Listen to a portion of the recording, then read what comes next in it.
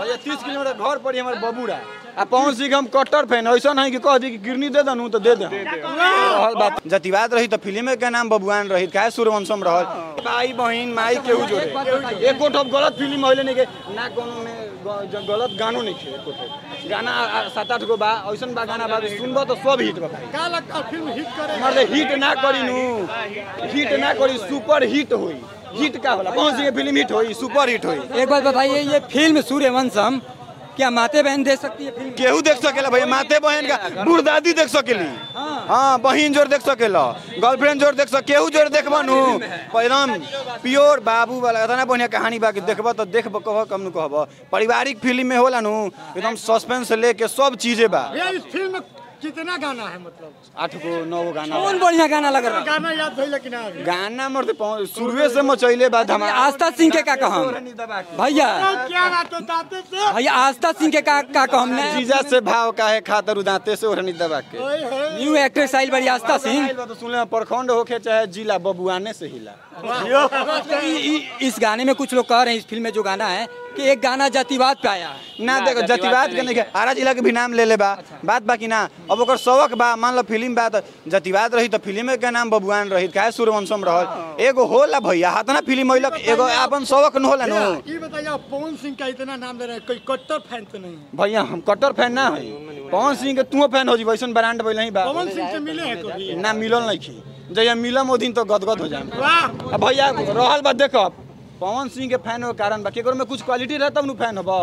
अब हमार तू फैन होबा हमरा में का बाके फैन होबा। भैया भैया एक इम्पोर्टेंट बात जब भी यहाँ पे सिनेमा लगता है आरा सपना सिनेमा हॉल में पवन सिंह नहीं आता आखिर क्यों? अब क्या करना चाहिए? काहे आई भैया पवन सिंह अपना फिल्म का प्रमोशन करना चाहिए जनता देखा था कि हमारे फैन इतना पगलाइल बहन हम बढ़िया बानी फैन खुद आई हैं तो काहे लाई बताओ उनको प्रमोशन करने की जरूरत नहीं है। पवन सिंह लखनऊ जाते हैं गाना प्रमोशन कोई भी फिल्म हो हिट अपना ही फिल्म का जाएगा। प्रमोशन काहे नहीं काहे नहीं कहत कि अपना फैंस पे भरोसा बा उ जानता कि हई बा हमार फैंस देखे जाई ये तो नहीं किया तो जइया प्रमोशन कर हिट हो जाए। हां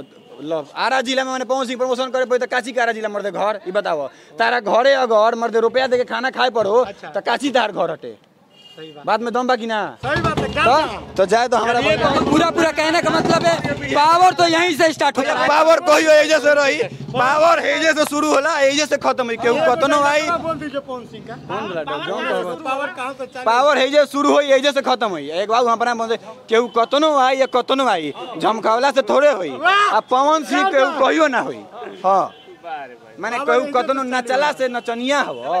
ऐसन हो के नु भाई हमार चीज टारगेट केहू नहीं कर अपना जगह पे होला सब फिल्म में डांसे क के कुछ फिल्म में खाली कमर हिला के हिट करवा दो लोग के मन खुश कर दो नु बात भइल तो सब फिल्म में चोली अथी करवा लोग तीन हो जाके फिल्म देखियो नाम तक नहीं। चलिए बहुत बहुत धन्यवाद। कहने का मतलब ये फिल्म अश्लील नहीं है सभी लोग देख अश्लील नहीं के एको चरनियो भरना तू केहू जोर देख लेबा ऐसन फिल्म बा दम है फिल्म में माने बहुत दम बा। 1 साल बाद फिल्म है लेकिन दम कितना दूर से हैं भैया 30 किलोमीटर घर पड़ी हमारे बबूरा आ पवन सिंह हम कट्टर फैन ऐसा नहीं कि कह दी कि गिरनी दे दनू तो दे दे रहल बात ई बा भैया पवन सिंह का ऐसा कट्टर फैन है कि कह दी किरनी हमरा चाहिए बबुआ तो हम किरनी दे दे हम बहुत बड़का फैन है ऐसा अगर गाना हमरा पता चल ना एक बिहान सवेरे 8 बजे आई नींद ना लागेला गाना सुने के चलते इतना बड़ फैन है समझ जा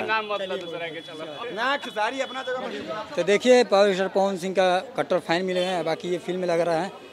बाकी चलिए आप लोग फिल्म का आनंद लीजिए मिलते हैं नेक्स्ट वीडियो में नए इंटरव्यू के साथ। ये आरा सपना सिनेमा हॉल का है।